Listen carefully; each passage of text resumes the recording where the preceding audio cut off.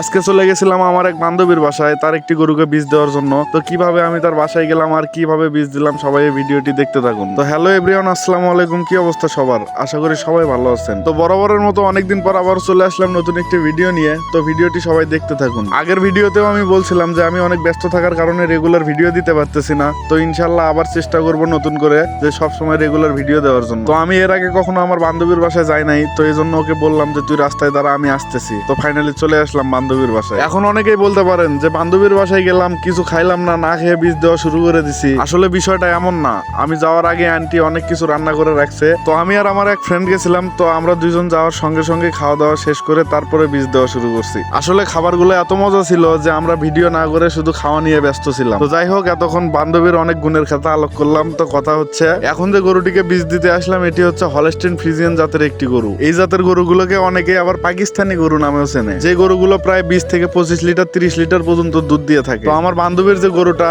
এটা প্রায় 15 থেকে 20 লিটার পর্যন্ত দুধ দিয়েছে এর আগে। তো আপনারা যারা খামার দিবেন ভাবছেন, তারা যদি এরকম কয়েকটি হলস্টেইন ফ্রিজিয়ান জাতের গাভী নিয়ে খামার ব্যবস্থাপনা শুরু করেন, তাহলে আপনারা অবশ্যই লাভজনক হতে পারবেন। তো এরকম কয়েকটি গাভী যদি আপনার খামারে থাকে, তাহলে আপনি তার দুধ বিক্রি করে আপনার খামারের যাবতীয় সমস্ত খরচ বহন করতে পারবেন। তার খাবারের জন্য যে পরিমাণ অর্থের প্রয়োজন হয় সেটা আর আপনাকে নিজের পকেট থেকে দিতে হবে না। এমনকি তার মায়ের যে বাছুরটা আছে সেটাও তার মায়ের দুধ খেয়ে বড় হতে থাকবে। তো আমি মনে করি একটি হলস্টেইন ফ্রিজিয়ান জাতের গাভী যদি আপনার খামারে থাকে, তাহলে আপনি তার দুধ বিক্রি করে তার সাথে আরো 2 থেকে 4টি গরু ওই এক খরচের উপর দিয়ে লালন পালন করতে পারবেন। মানে তার দুধ বিক্রি করে আপনার খামারে আরো 2 থেকে 4টি গরুর খরচ বহন করতে পারবেন। তো এতক্ষণ আমার পরিচয়টি দেওয়া হয় নাই। তো আমার পরিচয়টি হচ্ছে, আমার নাম মোহাম্মদ রিপন, ব্রাক কৃত্রিম প্রজনন সেবা প্রদানকারী।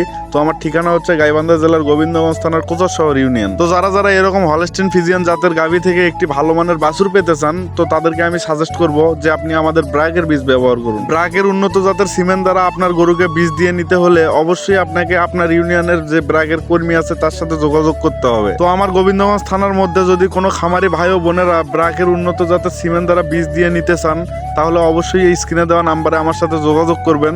আমি নিজে গিয়ে আপনার গরুকে বীজ দিয়ে আসবো। আমি যে শুধু বীজ দেই তা না, আমি প্রাথমিক চিকিৎসাও দিয়ে থাকি। তো আপনার খামারে গরু, ছাগল বা অন্যান্য প্রাণী যদি কোনো রোগে আক্রান্ত হয়, তাহলে অবশ্যই স্ক্রিনে দেওয়া নাম্বারে আমার সাথে যোগাযোগ করবেন। আপনি যদি ফোনেও কোনো পরামর্শ নিতে চান, তবুও আমাকে কল করবেন। আর যদি ফোনে ব্যালেন্স না থাকে, তারপরও মিস কল দিবেন, আমি ইনশাল্লাহ কল ব্যাক করব। তো যাই হোক, ভিডিওটি এই পর্যন্তই। সবাই ভালো থাকবেন, সুস্থ থাকবেন। আর ভিডিওটি ভালো লাগলে অবশ্যই লাইক, কমেন্ট, শেয়ার করবেন। আসসালামু আলাইকুম।